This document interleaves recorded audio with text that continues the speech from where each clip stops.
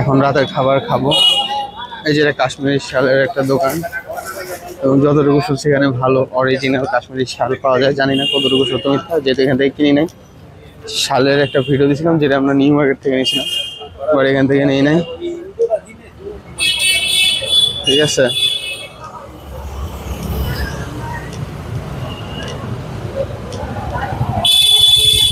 এখন চলে যাব খালসা হোটেলে। এর আগে হোটেলে ভ্লগ করেছিলাম একটা, যদিও এখানে আমি প্রায় খাবার দাবার করি, খাবার দাবার খাই, ওদের খাবার দাবার ভালোই লাগে, অনেক পনির টনির খাইছি। বাট দিস টাইম আজকে শরীরটা তেমন একটা ভালো লাগতেছে না, সো আজকে ভাত ট্রাই করবো। পনিরের ভিডিও একটা দিছি, বাকিগুলো দিই নাই, বিকজ অ্যাকচুয়ালি কোনো তখন অ্যাকচুয়ালি ভ্লগই করি নাই, পনির টনিরের জন্য চিন্তা করি নাই। গেছি নিজের মতো খাইছি, চলে আসছি। বাট আজকে ভাত দেখাবো। আর সেদিন আমি মেনুটা প্রাইসটা হয়তো মনে হয় দেখাই নাই, যদি ভাই আজকে ছবি তুলে আমি ওই ভিডিওতে আবার প্রয়োজনে অ্যাড করে দেবো, অথবা কিংবা আবার এডিট করতে হবে ভিডিওটা। এখন এই যে খালসা হোটেল, আমার অর্ডার করা ভেজ থালি অলরেডি চলে এসছে। এখানে কিছু সালাদ দেখতেছি, এটা ওদের মশলা। এখানে ভাত দেখতে পাচ্ছি, রুটি দিতে চাইছিল, বাট আমি বলছি যে রুটি দিও না, আজকে শুধু ভাতই খাবো। কারণ ইন্ডিয়াতে আসার পর আমি বিরিয়ানি ছাড়া অন্য কোনো অ্যাকচুয়ালি ভাতের অপশনে যাই নাই। এই ফার্স্ট ইন্ডিয়াতে আসার পরে সাদা ভাত খাচ্ছি। এটা পাঁপড়, এটা মনে হয় চান্না, এটা চানা না, এটা চানা মশলা। এটা হচ্ছে যে ডাল, এটা কি ফ্রাইড ডাল, এটা প্লেন ডাল। আর এটা আলু মটর। আর এটা এটা হচ্ছে রায়তা, বুন্দি রায়তা। ওকে, ঠিক আছে, এখন দেখি কি করা যায়। তো প্রথমে আমি একটু ভাতটা, অ্যাকচুয়ালি আমি কখনো এইভাবে মানে এই খাবারের এক্সপিরিয়েন্স আমার কাছে অ্যাকচুয়ালি নাই বললে চলে। সো ফার্স্ট আমি যেটা করবো, একটু ডাল নিব, যেটাতে প্লেন ডাল। আর আমার অ্যাকচুয়ালি পেটের অবস্থা খুব একটা ভালো না, যার কারণে আমি চিন্তা করলাম যে আজকে একটু স্পাইসি কমে অন্য কিছু খাই।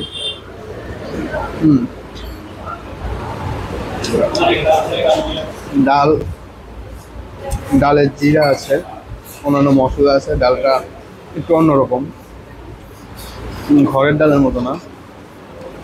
এবার একটু এখান থেকে আলু মটর যেটা বললো হোটেল বয়, ওটা নিয়ে দেখি। আর সরি, আমি বাংলাতে ভিডিও করতেছি, আমি সেই জন্য দুঃখিত যদি ভিডিও কোয়ালিটি যদি লাগে। অ্যান্ড বিসমিল্লাহ, দেখি কেমন লাগে।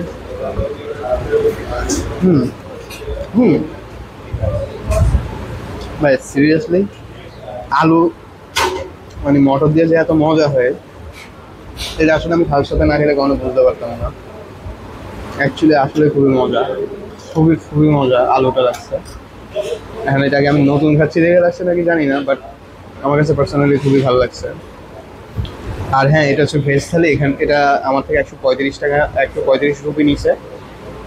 এবং এখানে দুটো রুটি থাকার কথা, ওই আমাদের দেশের সাদা রুটি, ওরা এখানে বলে চাপাটি। হ্যাঁ, তো ওটা কড়াইয়ের উপর ভাজে, কড়াই উল্টা করে। আমি দেখছি ওদের প্রসেসটা, সেজন্যই জানি। কিন্তু আমার আজকে রুটি খাওয়ার কোনো ইচ্ছা ছিল না, সেজন্য ওটা নিয়ে নেই। তো তার বদলে আমাকে একটু ভাত বেশি দিচ্ছে, নাহলে এখানে ভাত আর একটু অল্প হওয়ার কথা।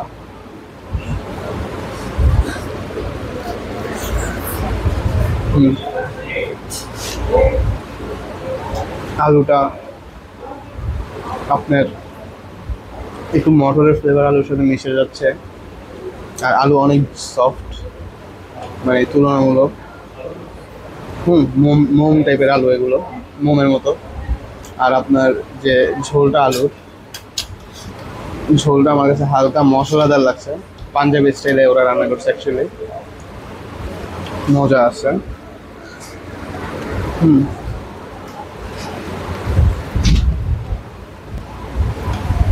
চানাটা একটু ট্রাই করি। আসলে বাংলাদেশের জীবনে চনা দিয়া ভাত খাবো এটা চিন্তা করি না, বাট ইন্ডিয়াতে আসার পরে একটা বৈচিত্র্যময় এক্সপিরিয়েন্স হইতেছে, টু বি অনেস্ট। বাসাতে হয়তো মারলেও কেউ কখন আমার চনা দিয়া ভাত খাওয়াতে পারতো না অ্যাটলিস্ট।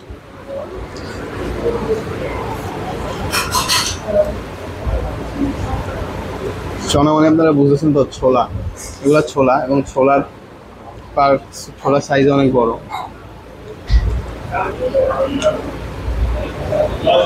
ভালোই লাগতেছে।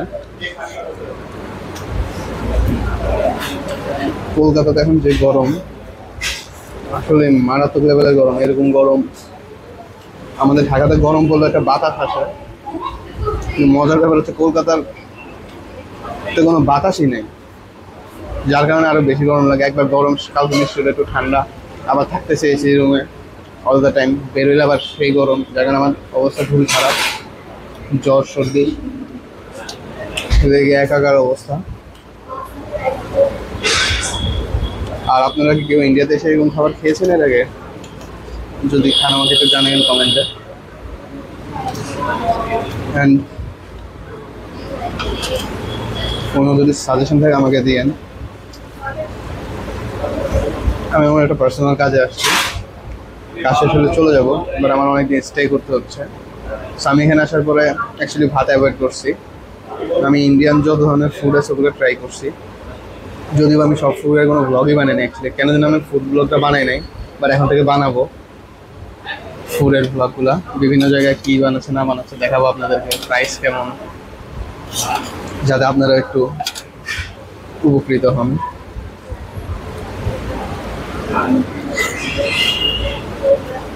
এবার এই দুইটাকে মিক্স করে একটা কম্বো বানাই, দারুণ।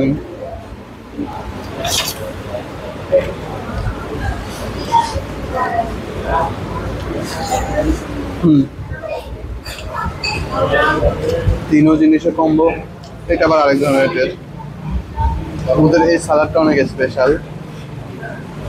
এই সালাদের সবচেয়ে বড় প্রবলেম হচ্ছে প্রচুর মশলা এবং অনেক সল্টি হয়, অনেকের কাছে ভালো নাও লাগতে পারে। সো সবার ফার্স্টে এসে এই সালাদটা সহজে আগে ট্রাই করবেন না, আগে শুধু খাবেন, লাস্টের দিকে ট্রাই করবেন। এই চাটনিটা আসলে সল্টি টাইপের, বাট ভালো লাগে, খারাপ লাগে না। আমি খেতে খেতে অভ্যস্ত হয়ে গেছি, আমার কাছে এখন আর খারাপ লাগে না। বাট ফার্স্ট যারা খাবেন তাদের অনেক ব্যাড এক্সপিরিয়েন্স হইলে হইতে পারে।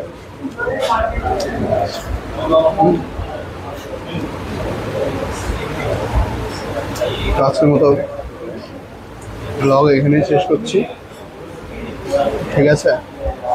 আবার দেখা হবে। ভালো লাগলে সাবস্ক্রাইব করে দেবেন, লাইক কমেন্ট শেয়ার করে দেবেন। আপনাদের একটি লাইক এবং একটি সাবস্ক্রাইবার যদি আমার ইউটিউবে যদি বাড়ে, তখন আমি নতুন অনুপ্রেরণা পাই এবং আমার জার্নিটা আরও সামনের দিকে এগিয়ে যাবে সুন্দরভাবে। সো হোপফুলি আশা করি আপনারা সাবস্ক্রাইব করে আমার পাশে থাকবেন। ধন্যবাদ।